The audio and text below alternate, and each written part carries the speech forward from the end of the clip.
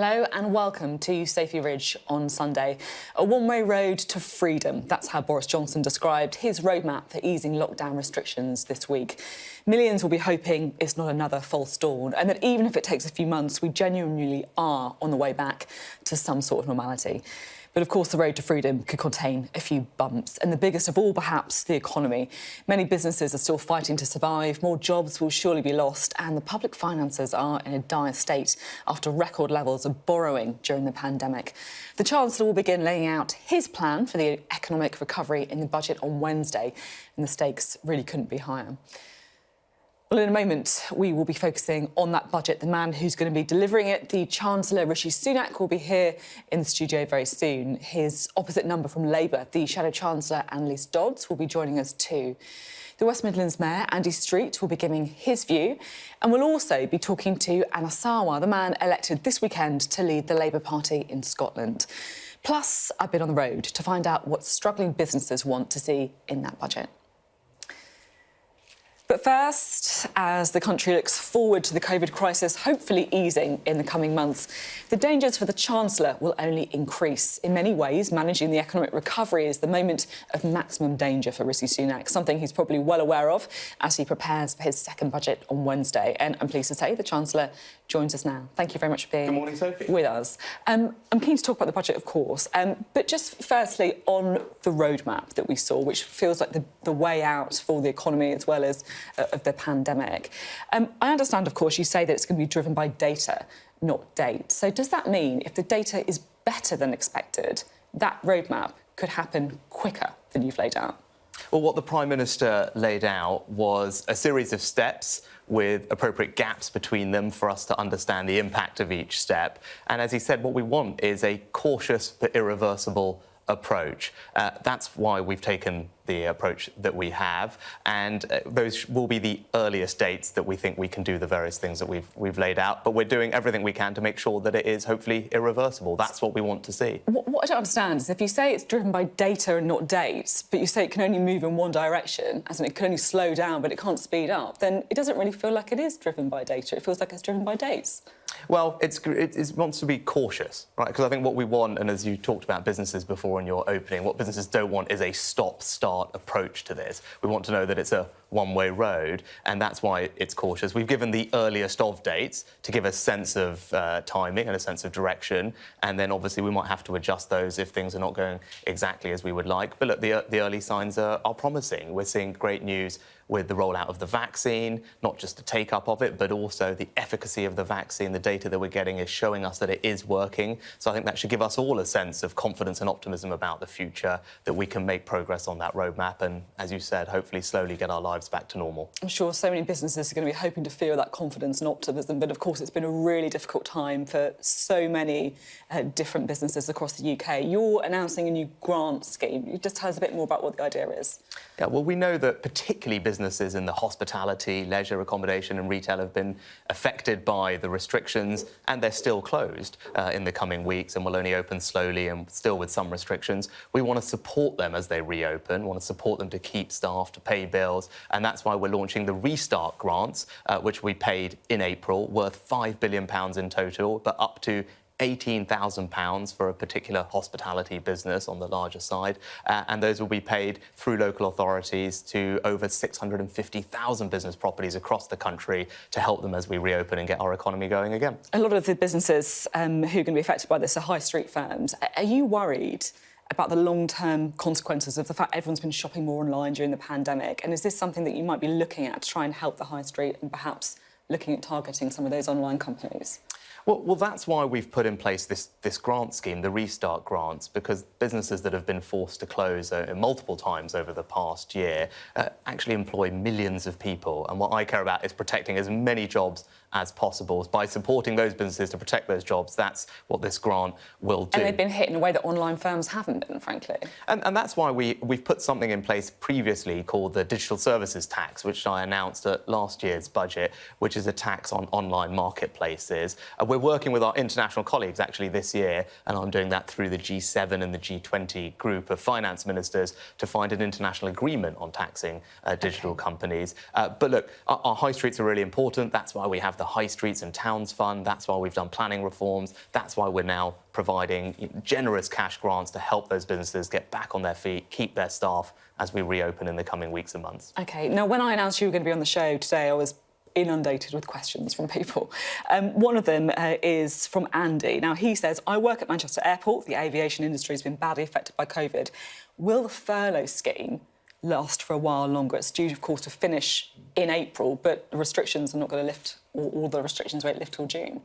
Well, when it comes to support in general, I said at the beginning of this crisis that I would do whatever it took to protect people, families and businesses through this crisis, and I remain completely committed to that. The Prime Minister in the roadmap set out a path for us to recover and reopen, and I want to support people and businesses along that path. So it is going to be extended. I'm not going to comment on specific policies, but I want to make sure people realise that we are going to be there to support them. And if you look at our track record, we went big, we went early, and there's more to come next week. With regard to airports, for example, they had a generous break on their business rates over this past year. The furlough scheme I know has been helpful for many people employed in that industry. I know how difficult it is, and I want them to have the reassurance that we are here to keep supporting people as we reopen the economy. But Andy wants specific reassurance on the furlough scheme.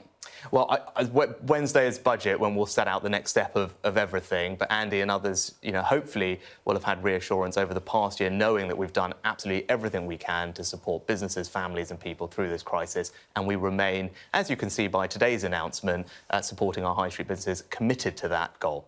Once restrictions are eased, is that going to be the time to start winding up some of the support packages you're talking about?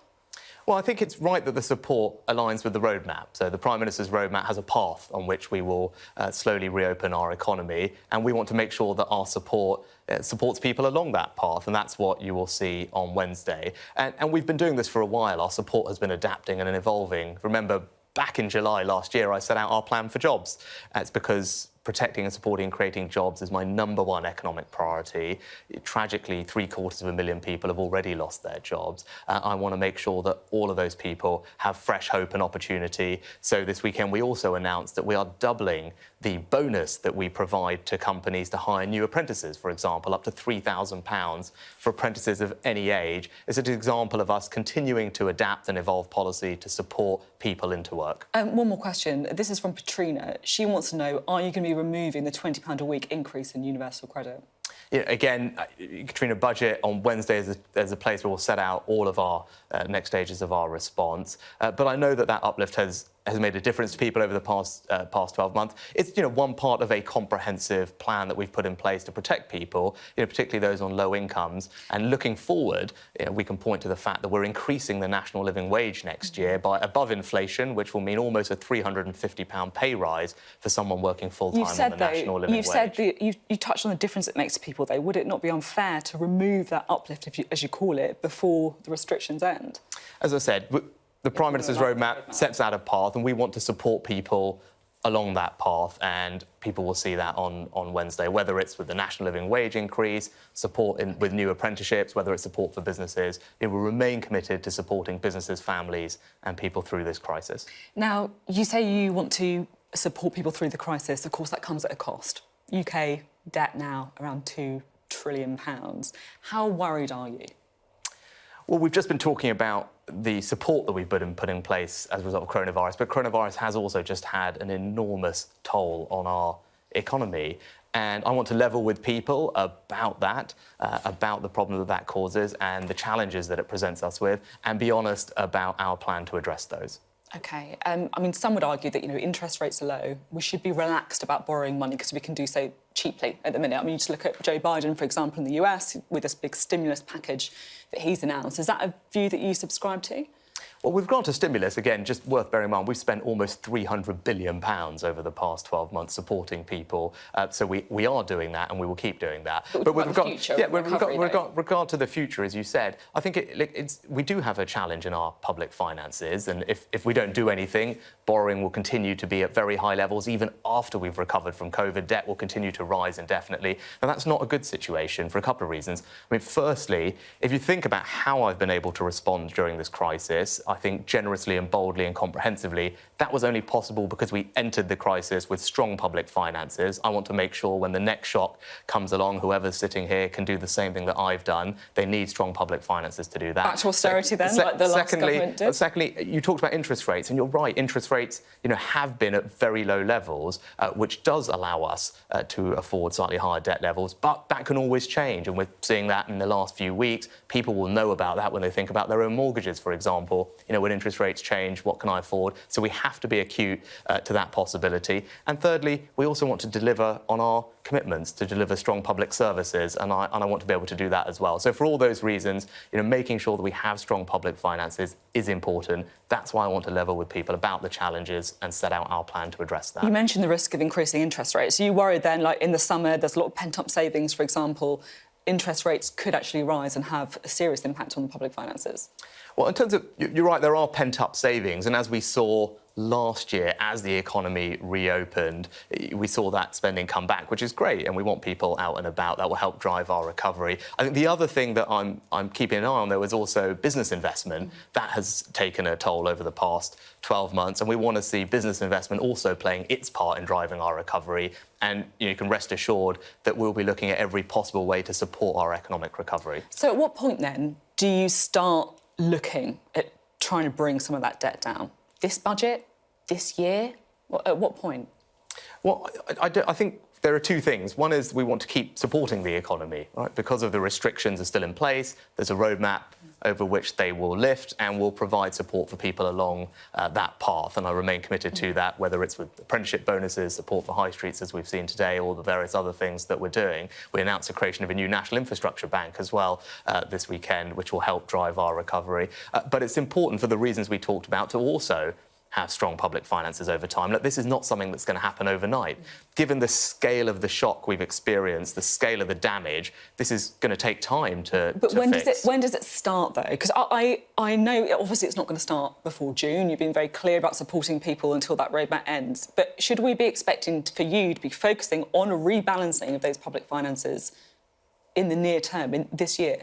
Well, I think what you want, and what I want to deliver, is support for our economy now when it needs it, support along that roadmap, helping to drive our recovery, but also levelling with people and being straight about the challenges we face over time because of the shock coronavirus has caused our public finances, and making sure that we're clear with people about an honest and fair plan to address that. And I think those things are both compatible. OK, well, let's talk about the honest and fair plan to address that. A lot of people will be saying that one way to address that is through tax rises. We currently have the lowest levels of corporation tax in the G7, 19%. We're still going to have the lowest amount of corporation tax by the end of this Parliament? Yeah, Sophie, unfortunately, it's difficult for me to talk about specific tax policy and specific taxes. I know it's frustrating for you, it'll be frustrating for your viewers, but the simple reason for that is taxes obviously have an impact on businesses and on markets, and it's not appropriate for a Chancellor to talk about those outside of a budget. Could it rise, though? Again, it's not. I can't talk about specific tax policies. It's unfortunate but appropriate that we leave that for budgets, and I apologise for that. Well, let's, in that case, talk about your last manifesto then, because in your last manifesto, you said this: we will not raise... Hang on, not this. This is the tax rate. We will not raise the rate of income tax, VAT or national insurance. That was the election manifesto that you stood on. Are you going to stick to that promise? Again, you're asking me to talk about specific tax policy, and unfortunately, I'm asking you if you're going to break an election promise. It's a bit different, isn't it? No, well, we're a couple of days in advance of a budget, and again, tax policy is appropriately dealt with at the budget. OK. Are you considering... Some people, there's reports in the papers today that you're considering freezing the amount at which people start paying the basic rate of income tax and the higher rate of income tax. Now, that wouldn't be breaking the pledge, but it would be stretching the pledge, wouldn't it? Look, I think, again, it's really difficult for me to talk about specific tax policy for the reasons that I've explained. But taking a step back, this is about, as I said, look, appreciating the damage that coronavirus has done to our economy, recognising the scale of the support that we've put in place, ensuring that we protect the economy through the rest of the crisis, support people and businesses as we emerge through the roadmap, but also making sure that our public finances over time are returned to a strong position so that we can respond to the next crisis, so that we're protected as interest rates may or may not change, and that we can deliver strong public services. That's what we're going to do. And as Conservatives, I think people elect us to deliver those things, and I think that's important. I understand you don't want to talk about specifics ahead of a budget, but you've been Chancellor for a year, you've been in firefighting mode that whole time with the pandemic. I'm just trying to get a sense of what you actually are as a Chancellor, what the vision is. Are you, a low-tax Chancellor? Do you want to cut taxes to help the recovery, to increase investment? Are you someone who wants to see a stimulus like Joe Biden? Are you someone who wants to increase taxes because you've got an eye on the state of the public finances? What is the sort of Rishi Sunak vision? Well, I'm a Conservative and I believe in lower taxes. Look what's happened to us over the past 12 months. We've faced a shock unlike that which we've ever seen before, and it required a very particular response from government. It required government and me to do things that I never imagined I would have to do, that no government would probably imagine they have to do. But I believe that was the right thing to do. I stood up and said I would do whatever it takes to protect people and businesses through this crisis. I meant it. And that's what we've delivered over the past 12 months, an unprecedented amount of support for families and the economy at a very difficult time. I mean to keep doing that and deliver on the things that we were elected to do, whether that's 50,000 more nurses, 20,000 more police officers, 40 new hospitals, to invest in infrastructure all around the country to level up opportunity. Those are the things people elected us to do, and they elected us to be responsible with their money, and that's what I plan to deliver. You say you believe in low taxes. Now, according to the Sunday Times, you told MPs last week that you want to plug the £43 billion black hole so you can cut taxes in a pre-election budget. I mean, that sounds an awful lot like playing politics with the recovery. Did you say that? No, I think, and in terms of specific numbers, I think it's a bit hard for anyone to be precise about specific numbers. But did you say that to MPs? No, I don't recognise that figure, actually. Being specific, so specific with numbers at this stage, when there's so much economic uncertainty, I don't think, actually, anyone could do that. That wouldn't be the... OK, so you don't recognise the figure, but did you tell MPs last week that you want to cut taxes in a pre-election budget? I would like to be able to keep taxes low for people in general. I'm a Conservative and I believe in that. But I want to deliver our promises that we made to the British people, that we would be responsible with their money, that we would look after the nation's finances, and we would deliver strong public services. And given the shock that coronavirus has caused us, I think it's right for me to have acted in the way that I have, provide the support that we are providing and will continue to provide. It sounds like you did say this, that you would, try and rebalance the finances in the short term so you could cut taxes for a pre-election budget. It sounds like you did. I think in the short term, what we need to do is protect the economy and keep supporting the economy through the roadmap. And over time, what we need to do is make sure that our public finances are sustainable. And that's what we've been talking about levelling with people, about what that's going to require. That isn't going to happen overnight. That is going to be work that takes time, given the scale of the shock that we've experienced. But if you're asking me, do I want to deliver low taxes for people? Of course I do. The difficulty, of course, in some ways, is going to be not the moment at this time when you've got the highest approval ratings in Cabinet, you're giving money away, you're trying to support people through the pandemic, but it's going to be the rebalancing. Are you worried that once you have to start taking money off people, then, no amount of those slick Instagram posts are going to keep those approval ratings up? I'm not worried about that, right? What I'm worried about is just trying to do the right thing at the right time and be honest and straight with people about what we're doing and why we're doing it, and hopefully do things in a way that's fair and commands broad support. That's what you'll see on Wednesday, and that's what I've tried to do throughout this crisis. Talking about your throughout the crisis, as I said, you're the most popular person in Cabinet, according to the polls. But, when it comes to COVID, some would argue you've got quite a lot of things wrong. You've been on the wrong side of the argument. According to the University of Warwick, your Eat Out to Help Out scheme caused a significant rise in new infections and accelerated the pandemic into its second wave. Last September, you said that we must learn to live with it, live without fear. And according to the ONS, since September, more than 80,000 people have died with COVID on their death certificate. Have you got some things wrong? Well, with regard to Eat Out to Help Out, actually, I think there's many different studies, and I don't agree with that. Because if you look at it, actually areas where Eat Out to Help Out was used the most, for example, in the southwest, were the slowest to see any rise in infections and actually had very low infection rates. And almost all other major countries have had rises over the autumn and winter, and they didn't have Eat Out to Help Out. So I think it's a bit odd to ascribe causality in that way. And what I was trying to do, and I think is the right thing to do, is try and protect the over 2 million people that work in the hospitality industry. They're often lower paid, younger women. I think as a matter of social justice, those jobs are really important for us to try and protect. And that's why today we're announcing £5 billion of grants to help those businesses keep those jobs. That will always be very important to me. And as we look to the future, we will have to learn to live with coronavirus. Vaccines, we're going to roll them out, and we will have a very successful rollout of them, and they are proving to be really effective, which is fantastic. But no vaccine is perfect. And in the same way that we live with flu, we will have to learn to live with coronavirus. That's something that where I think doctors would agree with. It will become something that we learn to live with like flu. So I think that is actually the right way to approach it. Just finally, while I've got you, I just want to ask you about Shamim Begum. She left the UK, of course, to join Islamic State when she was a schoolgirl. The Supreme Court recently ruled she can't return to the UK to fight that decision to strip her of her citizenship. Now, I don't want to talk about the rights and wrongs of her case, if she should be a citizen or not.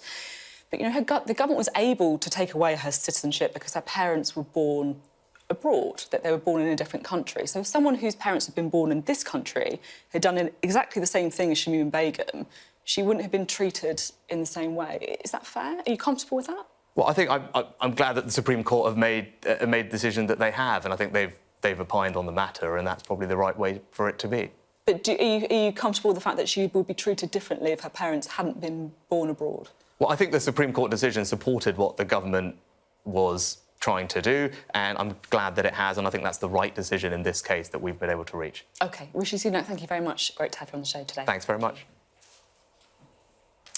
That was... there we go, sorry. Right, Rishi Sunak there. Well, let's now talk to the person who is going to be responding first to his budget on Wednesday. That is Labour's Shadow Chancellor Anneliese Dodds. Thank you very much for being on the programme.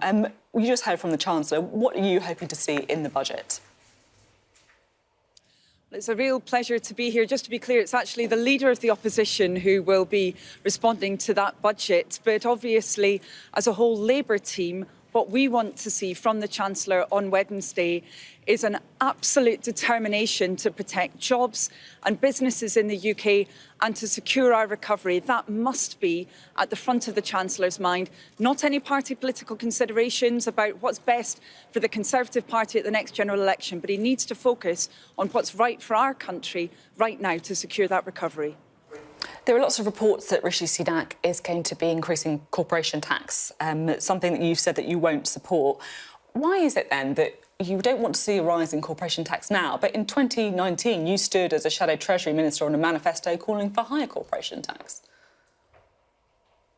Well, look, over the last 10 years, the Conservatives have pulled our country further and further away from the mainstream on corporation tax, and actually that's not resulted in additional investment. We've seen investment actually being raised at a lower level in the UK compared to many other countries. What the Conservatives are doing now, though, isn't setting out that long-term plan to rebalance our tax system. In fact, they're kicking the can down the road when it comes to business rates reform.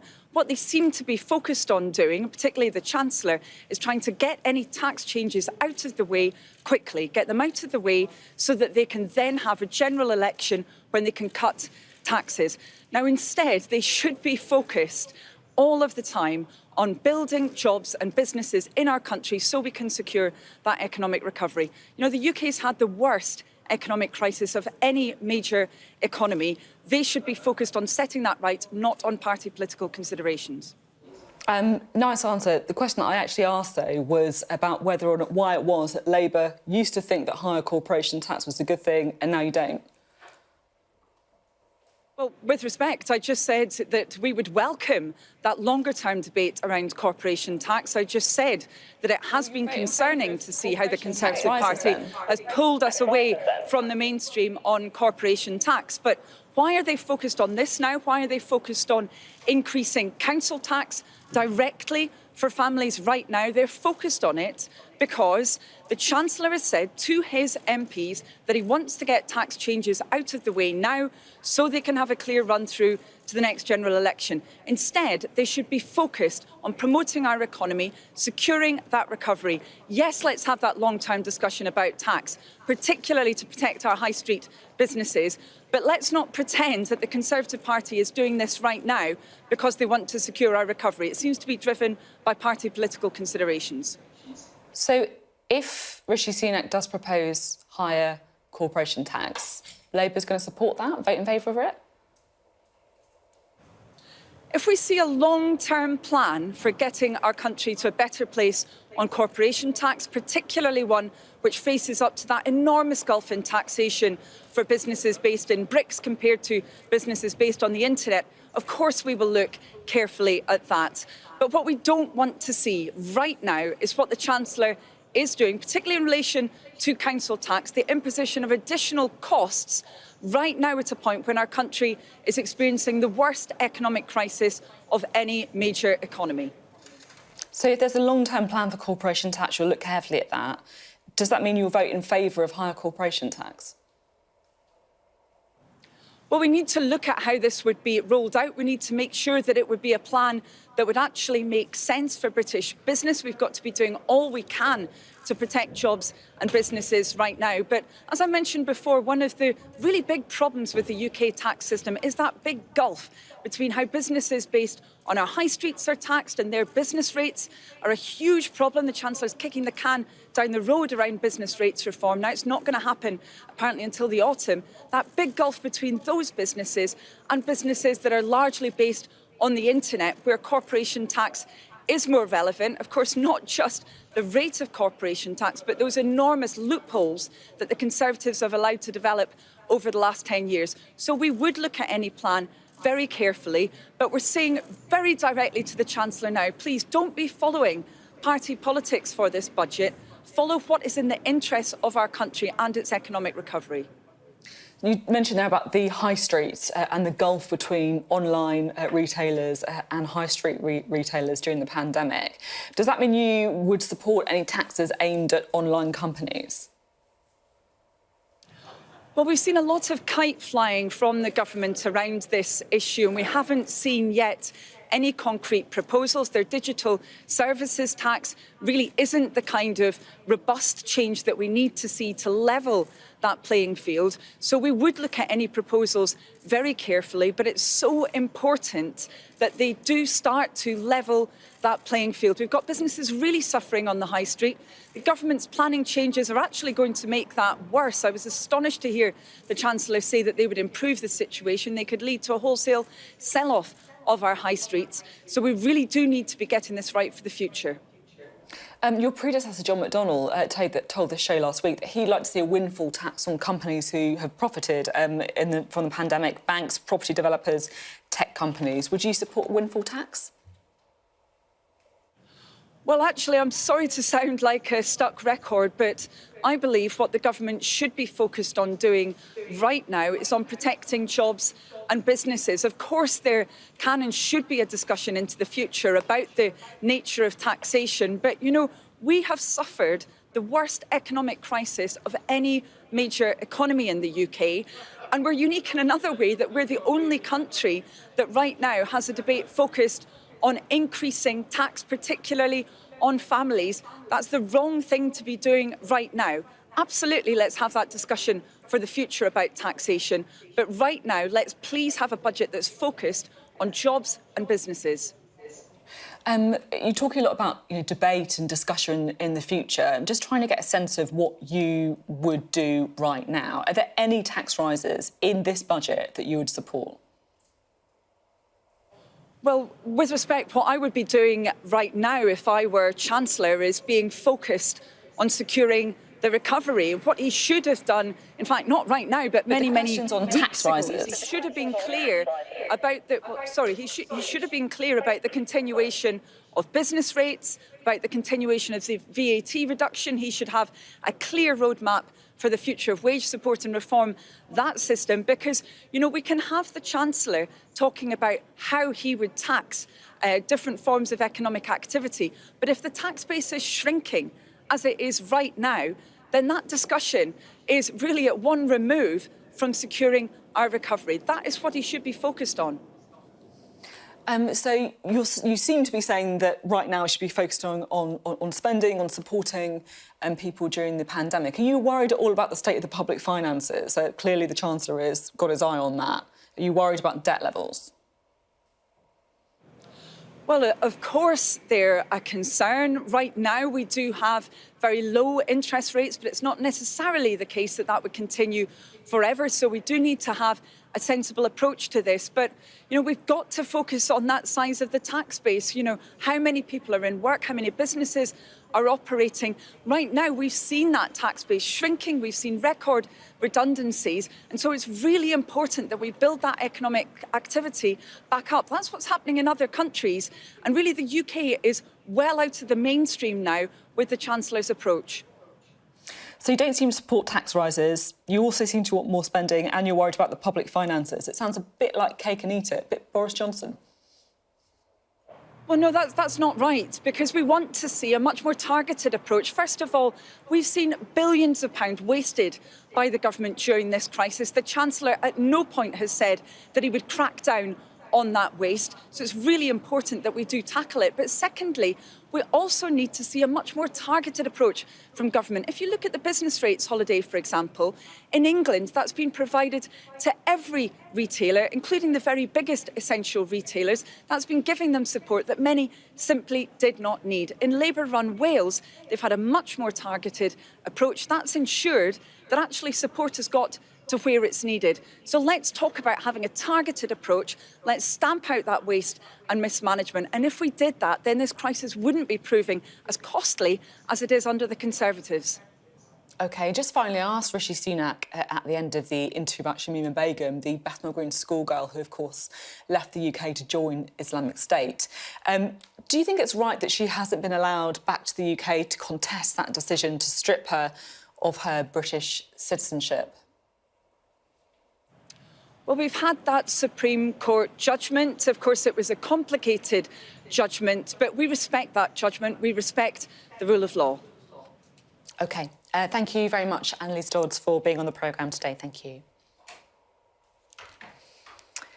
Well, lots of people will be waiting anxiously to hear what's in the budget on Wednesday, and few people more so, of course, than the business owners who have been hit so hard by the pandemic. We've already heard about the plans for new grants, but that is just one part of solving a deep and complex problem. And this week I went on the road to find out more about what businesses need. The historic town of Guildford in Surrey, known for its cobbled streets, high-end shops and famous Guildhall clock. But even this affluent high street isn't immune to the pressures of the pandemic. The Hair and Beauty Bar has been a staple here for 21 years. But forced to shut its doors for the third time in the last 12 months, owner Gemma is desperate for Rishi Sunak to switch on more support in next week's budget. I had a good, successful business that gave me a nice lifestyle, and I wasn't in any debt. And I'd say now probably at least £35,000 I owe in rent, which is obviously not a nice place to be when you're not used to being in debt. And I'm a personal guarantor of my lease, which means that, if the landlords decide to pursue me, it could be my house that could go. Huge amounts of stress, worry about the future. I do have 2 young children that I support, and actually wondering whether or not it's worth continuing in this industry, because realistically, to pay the debt back, we'd need to up our takings by about 20% a month, and obviously we guarantee that we can open for the foreseeable future as well, which is quite unrealistic. Hairdressers and other non-essential retail will be allowed to open their doors again on April the 12th. But for Gemma, that's just the start of the fight back. She's also worried about the future of Guildford High Street. There are so fewer shops now, retail shops. There's not an awful lot to come to the high street for, which I guess is the rents are just too high and people can't make it work. This week, Rishi Sunak will announce a new £5 billion grant scheme to help shops, pubs, gyms and hair salons like Gemma's, all hit hard by the pandemic. Without government help like this, the IPPR think tank believes almost 600,000 companies are at risk of collapsing this spring. We reckon that 40% of the smallest businesses, which are actually really vulnerable, so employ less than 50 people, have something in the region of less than 3 months cash to keep themselves going. And many of those businesses will be on the high street. So it's a really serious situation, potentially a bit of a ticking time bomb for the economy, and many lives and livelihoods depending on whether those businesses will make it. Do you think that once things get better, the high street will ever fully recover? Well, I think we know from the research that we have done that even before the crises, the high streets were under pressure, and many town centres were feeling the impact of online shopping, but also changes in the way that we use town centres. And I think that for many town centres, the crisis has accelerated these trends further and moved us to a position much faster than perhaps we would have done otherwise. The other challenge for high streets and for town centres across the UK is around business rates. And we know that the UK's land and property tax system is really inefficient. Since Rishi Sunak delivered his first budget a year ago, we've seen the biggest hit to GDP since records began, and national debt rise to more than £2 trillion. For the Chancellor, the pressure is on to chart a path to recovery. I think we have got some tax rises coming down the line, but I don't think we're going to get big tax rises this time around. There's so much uncertainty about what's going to happen to the economy over the next year. There's so much uncertainty actually about how much tax we're going to need in the medium term. And the focus at the moment, I think, is getting the economy back on its feet. What I'd like to hear from the Chancellor is a commitment, though, to getting that fiscal balance in the medium run. So I don't really want him to say, I'm going to be raising taxes a lot this year, but I do want him to be saying that if in a couple of years we've still got a very big deficit, which is adding to the overall debt, then he will do something about it and be clear that he is willing to raise taxes if that's what's needed. We've had the roadmap now. You've been mentioning the date in June when it feels that the restrictions are going to be lifting, at least most of the restrictions. The government's always said that that will be data-driven, but it seems like they're saying that it will only be slowed down if the data isn't as good as expected. Do you think it should also be sped up if the data is better than thought? I think it's very clear that if things move more quickly, more positively than expected, if we have a very high fraction of people vaccinated and very low levels of infection, then yes, it should be sped up. There's no need to stick to a date if things go better than expected. And every month, every week of additional lockdown is costing not just the economy. I mean, it's costing so many people so much in terms of their mental health, their education, their work, and everything else, that it should be moved as quickly as is possible, consistent with doing it safely. And so if we can do it quicker, we absolutely should. Throughout the crisis, Rishi Sunak has enjoyed positive approval ratings, but it's easy to be popular when you're dishing out money. At some point, the recovery process and the fiscal rebalancing will have to begin. The question is now the time? For Gemma, the answer is no. Without more government intervention, she worries her business won't survive. Please cut our VAT to 5%, keep business rates at zero for the foreseeable future, and to intervene with our private landlords and our insurers. This hairdressers will open its doors again on April the 12th, along with other non-essential retail. But it's what happens next week that will determine whether many businesses like this one shut up shop for good. My piece there on what businesses want to see in the budget. Well, someone else who may have a view on that is Andy Street, the Conservative Mayor of the West Midlands. He also happens to be the former boss of John Lewis. Thank you very much for being with us, joining us from Birmingham. We've just watched a film on the high street. It's clearly a really hard time for so many businesses. The IPPR estimates that more than 500,000 could go under this spring without more government support. What's your analysis? That's absolutely right. And I think the wider point is that we are still in the crisis. Obviously, there's a roadmap out of it, but you keep asking the question, should we be moving to solve the public finances now, or should we be dealing with the crisis? And I'm absolutely clear on this. We have got to sustain the support for businesses until we get to the other side of this. And perhaps the thing to reflect on is all of the things that the Chancellor has already done will almost be in vain if lots of businesses fail in the next 3 months. So I'm categorically in that camp. And of course, that does mean for high street businesses, yes, welcome the money that's been talked about today, but we've got to think about some of the underlying points as well. And of course, that includes business rates reform. Just to unpick some of what you said there, you're talking there about the support needed to continue, otherwise businesses will fail. What kind of timeframe are you talking about? I thought it was pretty clear from Rishi Sunak that, you know, they want to extend the support to the end of the roadmap, which is in June. But do you think that actually some of the support needs to actually go a bit further? Well, it's interesting because business is not sort of uniform, is it here? So quite rightly, there's a lot of talk about the businesses that have been most seriously affected. That's what your film just talked about. And I hope that for them, it really is a question of getting to the reopening, perhaps a little beyond that, because anyone who's run a business knows that the period in which you're gearing back up is also very vulnerable in cash flow. But I'm optimistic that by the summer, we will see that consumer-led recovery. But there are other businesses where other sectors where the damage is much, much more long-term. Let's go to the other extreme, perhaps an aerospace business. Lots of those in the West Midlands. They are not suddenly going to bounce back. They've still got lots of people on furlough. Their levels of demand are very low. And the way they're going to need to come back is by investing in new kit for the upturn. And that's all about the sort of tax advantages for them. And that is a much, much longer burn that some of those really competitive sectors will be able to come back strongly. It's interesting because you're touching there on sort of long-term tax reform, business rates, for example, to help the high street, things directed at certain industries to help their working climate be a bit more attractive. What kind of things do you want to see?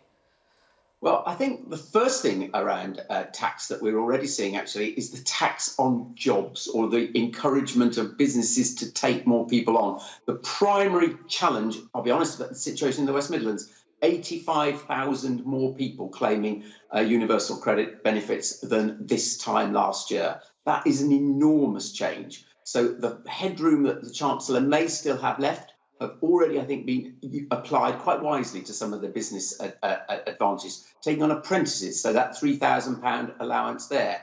The Kickstart scheme, obviously. And then, of course, what's also being done, hopefully, around, there's a talk in the papers today about national insurance holidays for recruiting. So that would all try to make it more attractive for businesses to recruit people. But then we're also going to need to think about what helps companies invest in the long term. And the best approach there is definitely tax allowance against investment.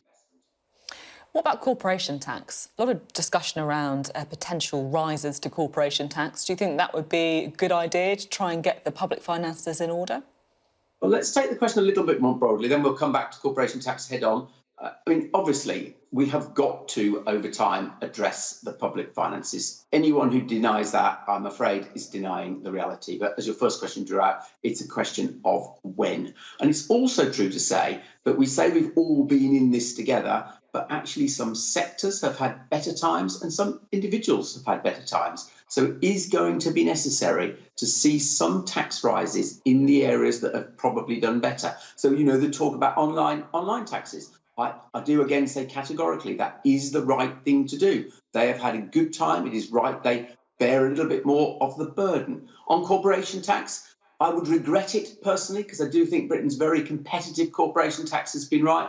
But I would fully accept there are some really tough choices for the Chancellor. And if the end judgment is that's got to go up a few points, as he's talked about in the papers today, we'd still be relatively competitive. And I would accept that possibly as a price to pay. You mentioned online tax. It's a fiendishly difficult place to tax because of the international, global state of affairs. What kind of things could the Chancellor look at? I mean, there's, for example, in the Sunday Telegraph today, reports of new tax on online deliveries. Is that the kind of thing that you think would work? You could do. I mean, you can have an online sales tax. It could be really very blunt like that. And of course, the delivery tax has been talked about, but also actually reform of business rates would, if you just change the balance of contribution between high street premises and, say, distribution warehouses, you can tilt to different sectors of the economy. So there are ways of doing it. You're, of course, talking to us from Birmingham and Mayor of the West Midlands. How concerned are you about the pandemic's impact on the levelling up agenda? It's a really interesting question, actually, because what we have seen is that pre-pandemic, the economy was performing really well. We had the fastest growth of any region outside London over the previous 10 years, actually record employment numbers, great investment. But very sadly, it looks as though we may be the worst affected region. So from best to worst is pretty dramatic. So there is an effect. But what will ultimately drive levelling up is all of the work around retraining, opportunities, skills, and we can continue to do that. And actually, in the region, we've continued to try to make great progress on that. So if I was asking for one thing around levelling up, it wouldn't necessarily be about roads and bridges and all of that. It would actually, let's really concentrate on the retraining of the people who've lost their job and get them ready for the industries of the future. And in our case, the whole electric vehicle industry is critical, and of course, the digital sector. And just one stat that I think your viewers have found interesting, Sophie, all the retraining we're doing in digital, anyone who goes through our schemes, almost anyone is employed after them. There are still parts of the economy that are growing, and that's where the retraining needs to be focused. Are you worried that the government's taken its eye off the levelling up agenda that it talked about so much during the election? No, I'm not actually. It would be, almost superhuman not to have had to move complete focus to tackling the pandemic, of course. And so perhaps some of the things that we would otherwise have seen haven't come through. I would accept that. But actually, is there an utter commitment to it? We've heard about the Levelling Up Fund, for example. The commitment to infrastructure spend in the regions is absolutely there. I hope we're going to hear about the Towns Fund. That's a good practical frontline piece around levelling up. And as I say, a lot of money's been committed on this retraining, and that will, in the long term, be the best way of raising opportunity in places like this. I asked Rishi Sunak about the roadmap out of lockdown as well. He made it very clear that the dates given are the earliest dates at which things can be eased. But at the same time, if it's data-driven, should they also be prepared to speed things up if the data is better than expected? We know, of course, they're willing to slow things down if things aren't going in the way that they want. So let me try to explain why I think what's been said is logical.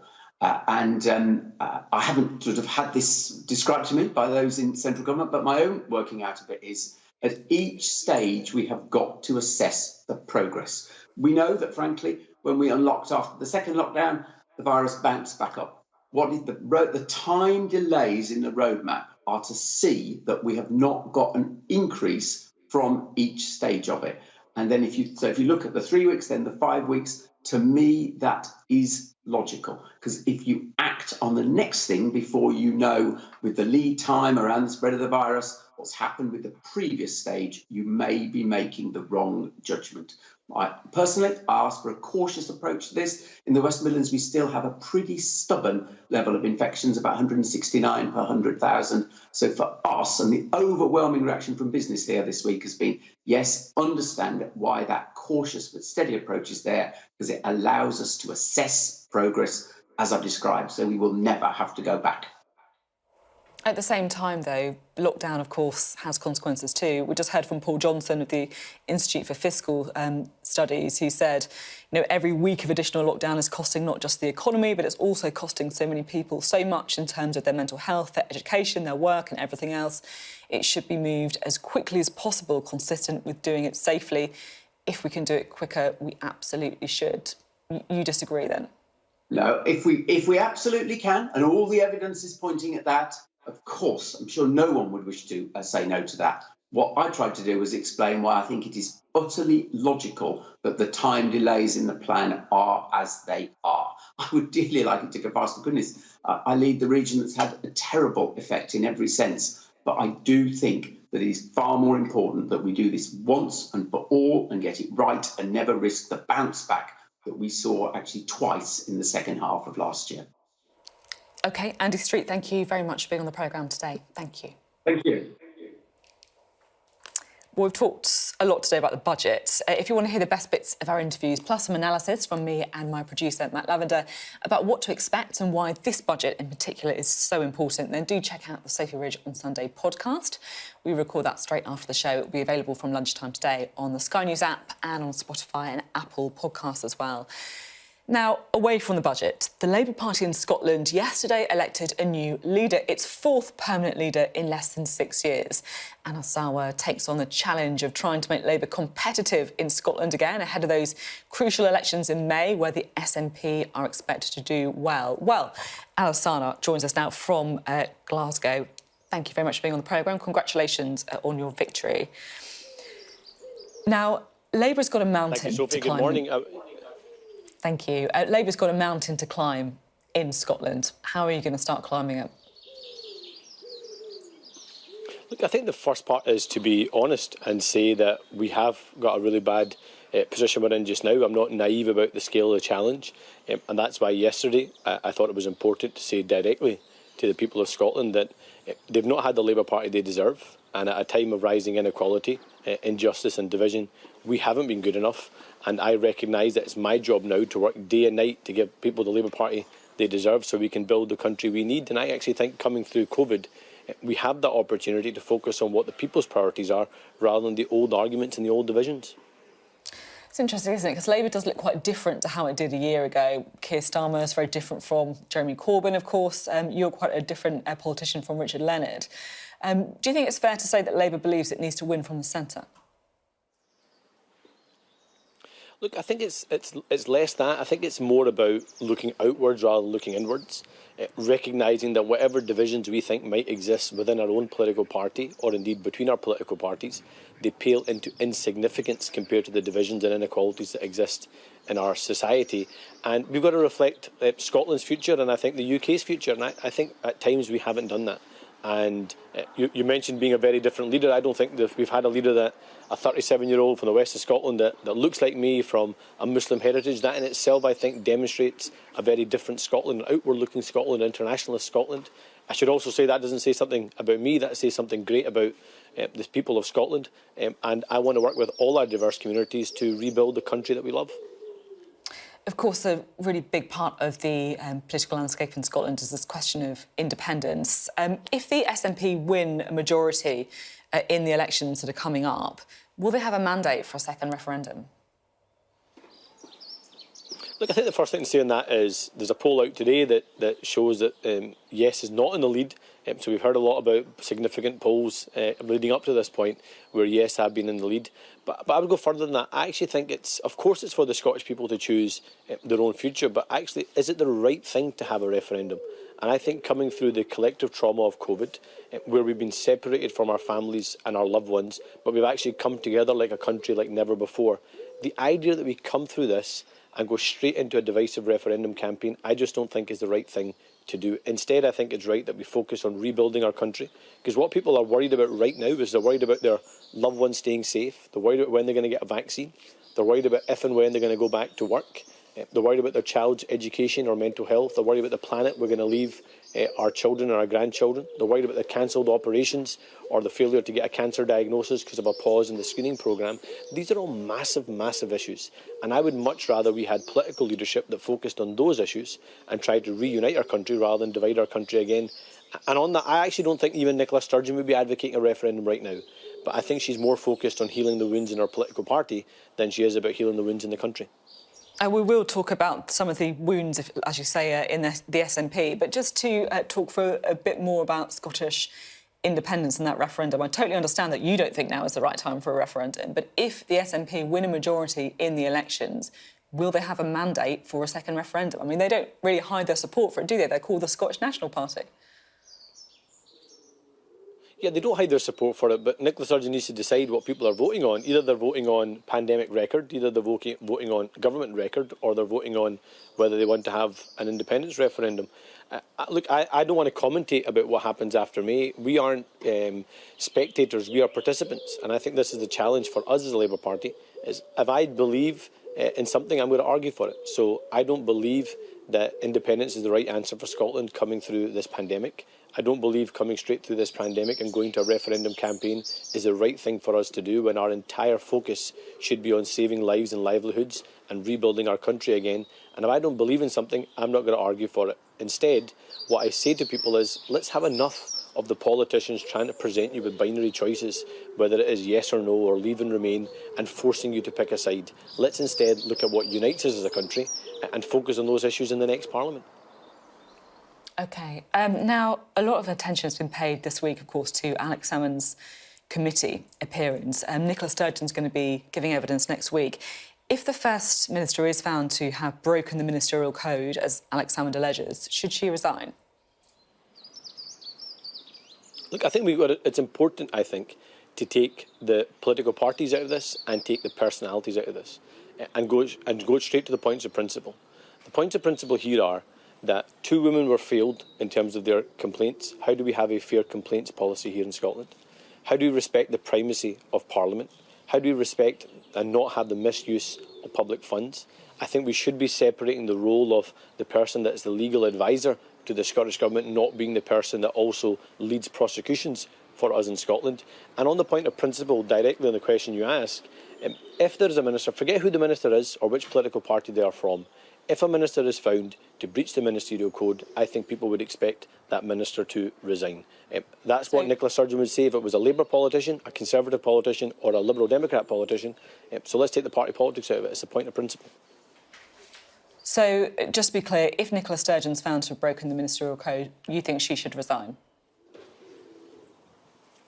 Well, yes, I think Nicola Sturgeon herself would say if an opposition politician was in government and they breached the ministerial code, that they would be expected to resign. Let's take the party politics and the personalities out of it. It's a point of principle and respecting the office of First Minister. Are you a bit worried that the fact that they have had this extraordinary feud play out in public, and yet they're still polling well above the other parties, above 50%? It doesn't seem to have damaged them. Well, look, we've got to take part of the responsibility for that. I mean, the reality is we haven't had opposition political parties that have been on the pitch in Scotland, and we haven't been the ones to offer any kind of hope or change to our country. So we've got to change that. And I think coming through this pandemic, I don't think we can go back to the politics the way it was before. I don't think we can go back to the economy the way it was before. I don't think people can credibly believe that the Conservatives can deliver a recovery that works for everyone and reshapes our economy. And I think the SNP are so blinded by their one priority that they can't be the ones that truly bring our country back together and rebuild it after COVID. And that's why we need a credible Labour Party. That's why we need to get the Labour Party back on the pitch, talking about the ideas that matter to people, the priorities that matter to people, and therefore seeking to gain support in the upcoming elections. OK, just finally, many of our viewers may just be being introduced to you. They may not know that much about you. So to try and help them find out a bit more about Anna Sarwar, can you tell me something interesting about yourself? Something interesting about myself? Well, yesterday I was playing in the park with my... Say that again, sorry? So I said whatever you want. Sorry, the delay on the line. Whatever I want. Well, I've got an exception with Football Manager.